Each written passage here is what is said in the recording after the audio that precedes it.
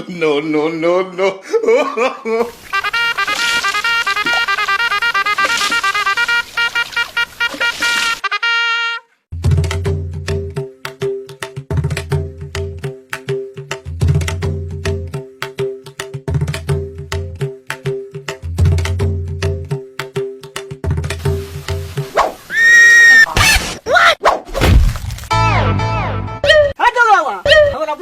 फूल कहाँ से आता रे? और मम्मी को झाड़ रही है अपने बाप डाला भाव सब फूल से ना रहनी पियरी माटी से नहनी सब दौड़ाई तो हो रहे बाटी। ये हमार पापी बाप लड़वे के अंदर तो तोरा मुड़ी में शैम्पू कहाँ से आवता? अपने नुका के मुड़ी में शैम्पू लगा लेता ना, हमरा के दोष लगावता ना, हमरा पर रूप झाड़त रहता ना, पानी पटा के निमन से नहा।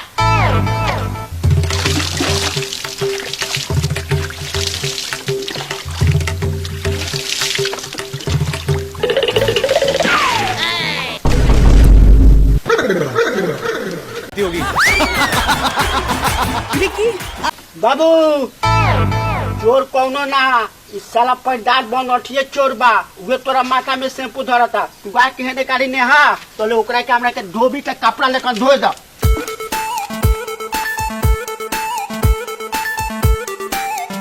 साले हमरा बाप के हैरान कइले रहल ह। चल तो मैंने हाल जाले तोरा के हमने हवा के बता। छोड़ दो ऐसा गलती ना करो। छोड़ दो साले बोलो ना अब मजा आवता ऊपर से बड़ी हैरान अब बोलो ना अब पैसा लगता साले। बाबू इशारा वही बस बड़ी हैरान कर ले बा, मुंह छोड़ के गला गरम में पानी पटाओ।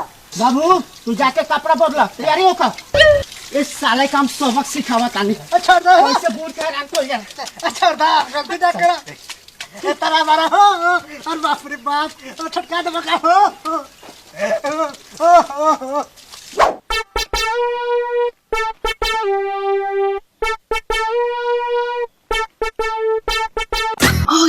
ये चश्मा वाला हमरा के ऐसा चश्मा दी कि जब हम लगाई तो खिलल गुलाब लेखा लागी, साल भर पनहर जाए के बा भाई के राखी बांधे। ये मलकिनी में 1000 चश्मा बा, जौन पसंद पड़े तो ले ली, अपने गुलाब लेखा खिली तब या रसगुल्ला लेखा फूली तब, अपने के पसंद बा जौन ले ली।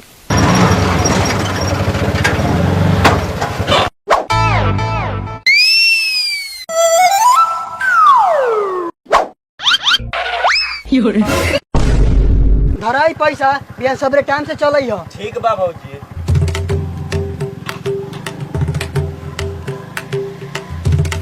लागत बहनिए सब का दो अरे बबिया सब बड़ा टाइम चला सब। हे मर्दे ये भाई बहन के प्यार है, राखी के त्योहार है, आई सना। प्रणाम बाबूजी। प्रणाम भैया। खुश रह चल सा घर में।